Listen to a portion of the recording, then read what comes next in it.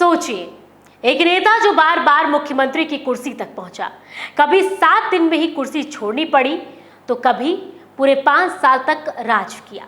उतार चढ़ाव, गठबंधन की राजनीति और जनता के फैसलों ने उनकी किस्मत को बार बार परखा। जी हां, हम बात कर रहे हैं बिहार की राजनीति के सबसे बड़े चेहरे नीतीश कुमार की। आइए जानते हैं कि उनका राजनीतिक सफर कैसा रहा, उनके कार्यकाल के बारे में जानते हैं। तो पहला कार्यकाल 3 मार्च 2000 से 10 मार्च 2000 तक। नीतीश कुमार पहली बार मुख्यमंत्री तो बने, लेकिन यह कुर्सी उनके पास सिर्फ 7 दिनों तक रही। वे जदयू और भाजपा गठबंधन के तहत सत्ता में आए, लेकिन राजनीतिक अस्थिरता और विरोध के कारण उन्हें 7 दिन में ही इस्तीफा देना पड़ा। दूसरा कार्यकाल उनका 24 नवंबर 2005 से 26 नवंबर 2010, यह नीतीश कुमार का पहला लंबा और असरदार कार्यकाल था। उन्होंने बिहार में भ्रष्टाचार और अपराध पर सख्ती दिखाई, सड़क, शिक्षा और बिजली व्यवस्था में बड़े बदलाव किए। सबसे अहम सुधार सड़क और यातायात व्यवस्था में दिखा, जिससे लोगों को एक नई उम्मीद मिली। कानून व्यवस्था भी पहले से बेहतर हुई और सबसे बड़ा कार्यकाल उनका चला। तीसरा कार्यकाल 26 नवंबर 2010 से 16 जून 2013, एक बार फिर नीतीश सत्ता में लौटे और विकास के काम जारी रखे। लेकिन इस दौर में जातीय और सामाजिक समीकरणों के कारण भाजपा और जदयू के रिश्ते में तनाव बढ़ा। नतीजा यह हुआ कि 2013 में दोनों दलों का गठबंधन टूट गया। फिर आता है चौथा कार्यकाल उनका 20 मई 2014 से लेकर 17 मई 2015।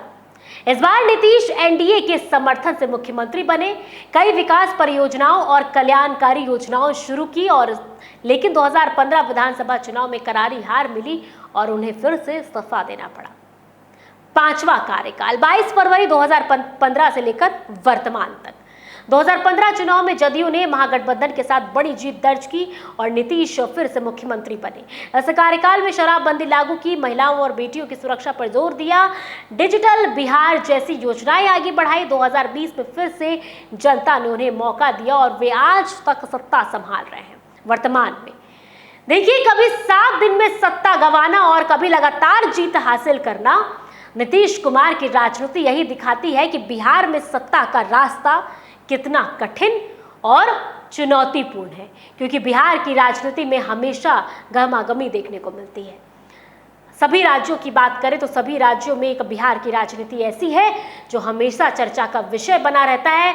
हर दिन, चाहे चुनावी साल हो चाहे चुनावी साल ना हो, हमेशा ये बिहार की राजनीति तो ऐसा ही लगता है कि महज आजकल में चुनाव है और गर्मा गर्मी बिहार में चलती रहती है।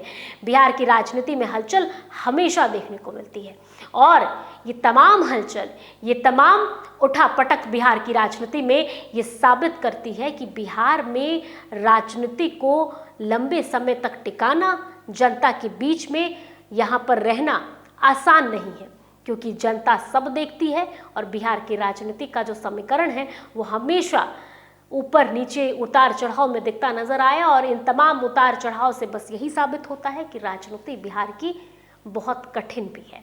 तो ऐसे में देखिए, सीएम नीतीश कुमार का ये पूरा कार्यकाल रहा। बिहार में विधानसभा चुनाव नजदीक है।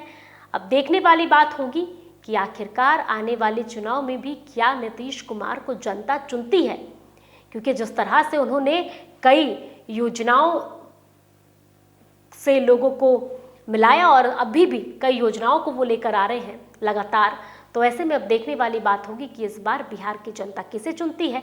वहीं अगर बात करें जदयू की, तो वो भी पूरे दमखम के साथ मैदान में उतरी हुई है और इस बार जीत के लिए पूरी प्रयासरत है। वहीं एनडीए की तरफ से देखिए, नीतीश कुमार और बीजेपी पूरी तरह से देखिए इधर चुनाव की तैयारियों में है। अमित शाह से लेकर प्रधानमंत्री नरेंद्र मोदी और तमाम दिग्गज नेता बिहार दौरा लगातार कर रहे हैं, जनसभा को संबोधित कर रहे हैं। आरोप प्रत्यारोप का दौर जारी है और एक दूसरे के काम को गिनवाना और गिराना भी जारी है। अब इस बीच देखना यह होगा कि जनता चुनावी वादों से या धरातल पे हुए कार्यों से किसे देखकर अपने नेता को चुनती है। बहरहाल मेरे साथ फिलहाल इस पूरे खबर में, पूरी जानकारी में इतना ही। ऐसे ही तमाम अपडेट के लिए देखते रहिए ITEL एक्सप्रेस।